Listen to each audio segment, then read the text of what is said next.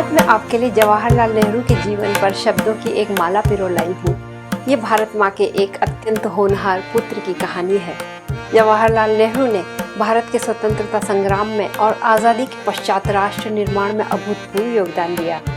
वे उसूलों के पक्के और नैतिक सिद्धांतों वाले व्यक्ति थे।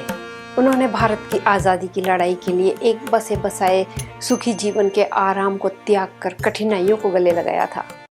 जवाहरलाल का जन्म 14 नवंबर 1989 में प्रयागराज के एक समृद्ध परिवार में हुआ था।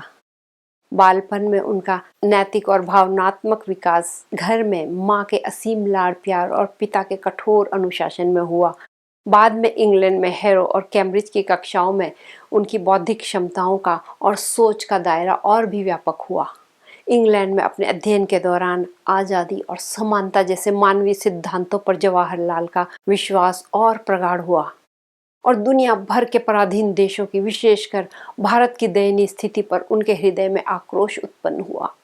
1912 में भारत लौटने पर उन्होंने वकालत करने के बजाय यहाँ चल रहे स्वतंत्रता आंदोलन में शामिल होने का फैसला लिया।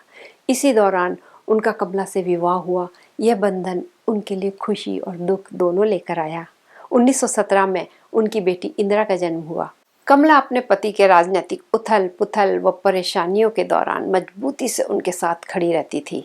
जवाहर अक्सर जेल में या आंदोलन में व्यस्त रहते थे और फिर कमला बीमार रहने लगी। इस वजह से उन्हें कुछ ही सुख के पल साथ बिताने को मिले होंगे। 1932 में पिता की मृत्यु और 1936 में कमला की मृत्यु ने जवाहर को अकेला कर दिया और उन्होंने महात्मा गांधी के नेतृत्व में अंग्रेजों के खिलाफ लड़ने के लिए कांग्रेस पार्टी के संगठनात्मक कार्यों में खुद को झोंक दिया। हालांकि नेहरू का जन्म एक समृद्ध परिवार में हुआ था, लेकिन वयस्क होते ही उन्हें जीवन की कठोर वास्तविकताओं का सामना करना पड़ा, क्योंकि उनका पूरा परिवार भारत के स्वतंत्रता संग्राम में शामिल था।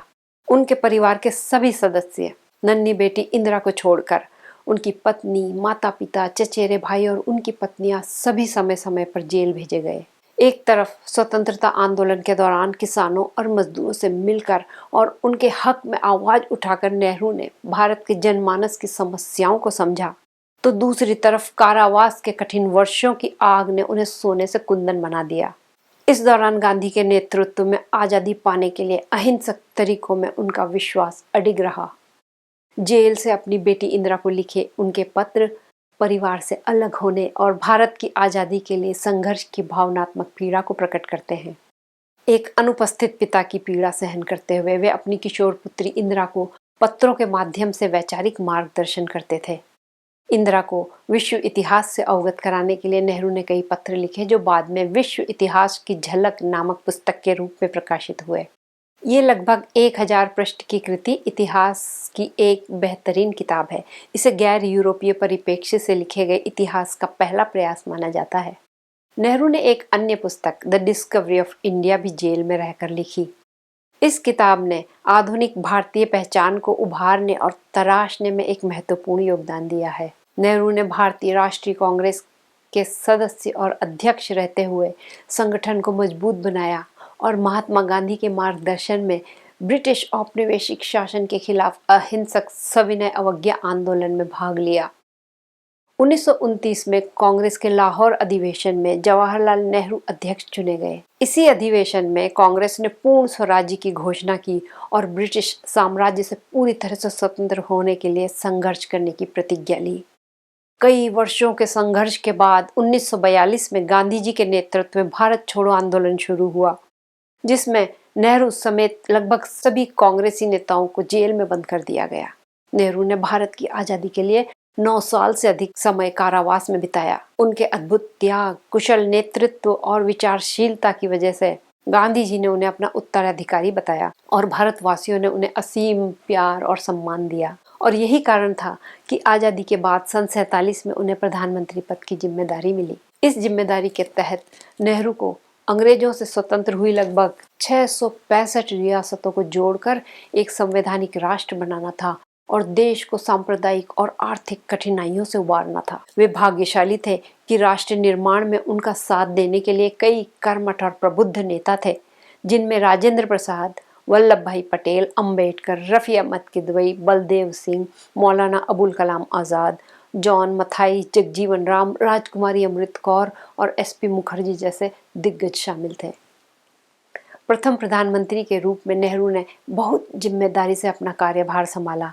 वे न केवल राजनीतिक आदर्शों के लिए कार्यरत थे, बल्कि भारत को आधुनिक, समावेशी और प्रगतिशील बनाना चाहते थे। भारत के भविष्य के लिए नेहरू का दृष्टिकोण उनकी भावनाओं और व्यक्तिगत अनुभवों से गहराई से जुड़ा हुआ था। लोकतंत्र, धर्मनिरपेक्षता और सामाजिक न्याय के प्रति उनकी प्रतिबद्धता न केवल राजनीतिक विचारधारा से, बल्कि भारत में बसने वाले विविध लोगों के प्रति उनकी गहरी सहानुभूति से उत्पन्न हुई थी। उनकी विरासत राजनीतिक दायरे से ऊपर उठकर एक ऐसे व्यक्ति की है जिसने व्यक्तिगत कठिनाइयों का सामना किया, सबकी सहमति और विचार विमर्श से फैसले लिए और देश की आकांक्षाओं का भावनात्मक भार अपने कंधों पर उठाया। उनका नेतृत्व लोकतांत्रिक शासन, धर्मनिरपेक्षता और सामाजिक न्याय के प्रति प्रतिबद्धता के लिए सदा याद किया जाएगा। नेहरू ने पंचवर्षीय योजनाओं की शुरुआत करके भारत के औद्योगिकरण और आर्थिक विकास की नींव रखी। भारत को आत्मनिर्भर और आधुनिक बनाने के लिए कई शैक्षणिक संस्थानों की स्थापना की। नेहरू शिक्षा और वैज्ञानिक अनुसंधान को विशेष महत्व देते थे। उनका विश्वास था कि देश के विकास के लिए ज्ञान और विज्ञान के मंदिर बनाना जरूरी है। नेहरू के प्रधानमंत्री काल में भारत के पहले शिक्षा मंत्री मौलाना अबुल कलाम आज़ाद ने Indian institutes of technology, Indian institutes of management जैसे संस्थानों की स्थापना की। ये संस्थान साइंस, टेक्नोलॉजी और मैनेजमेंट के क्षेत्र में भारतीयों को विश्व स्तरीय शिक्षा प्रदान कर उन्हें देश के विकास में योगदान करने के लिए तैयार करते आए हैं। नेहरू जी को आशा रही होगी कि यहाँ के स्नातक देश और विश्व भर में फैली गरीबी, भुखमरी, कुरीति, अंधविश्वास, धर्मांधता और हिंसा को कम करने में अपना योगदान देंगे। नेहरू और मौलाना आज़ाद ने वैज्ञानिक और औद्योगिक अनुसंधान परिषद, the council of scientific and industrial research और परमाणु ऊर्जा आयोग, एटॉमिक एनर्जी कमीशन की स्थापना करके वैज्ञानिक अनुसंधान और विकास को बढ़ावा दिया।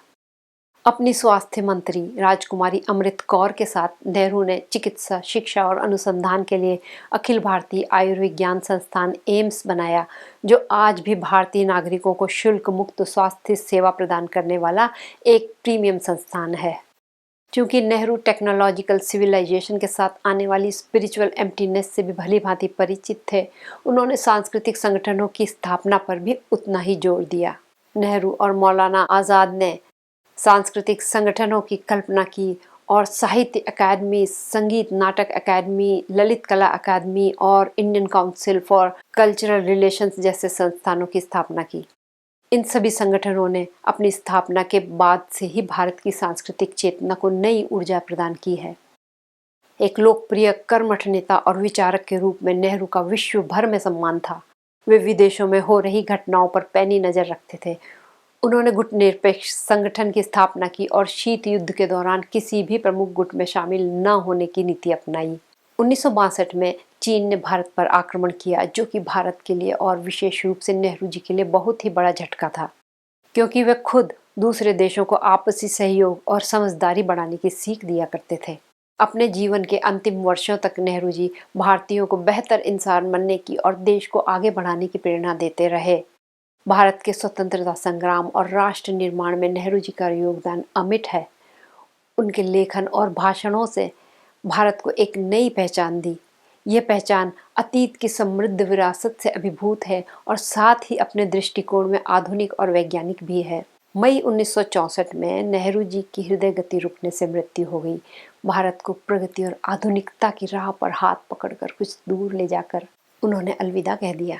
अपनी वसीयत में नेहरू जी ने भारत की समृद्ध सांस्कृतिक विरासत पर गर्व व्यक्त करते हुए खुद को उस अटूट श्रृंखला और परंपरा का एक हिस्सा बताया जो प्राचीन काल से चली आ रही थी। इस विरासत को संरक्षित करने के लिए उनकी इच्छा थी कि उनकी राख का एक हिस्सा इलाहाबाद में गंगा में प्रवाहित किया जाए और राख का शेष भाग हवाई जहाज से उन खेतों में बिखेर दिया जाए जहां भारतीय किसान काम करते हैं, ताकि उनके अवशेष देश की मिट्टी का अभिन्न अंग बन जाएं। तो ये थी भारत माँ के उस वीर कर्मठ दार्शनिक पुत्र की कहानी, जिसने अपनी जर्जर माँ की सेवा कर उसे नई शक्ति प्रदान की।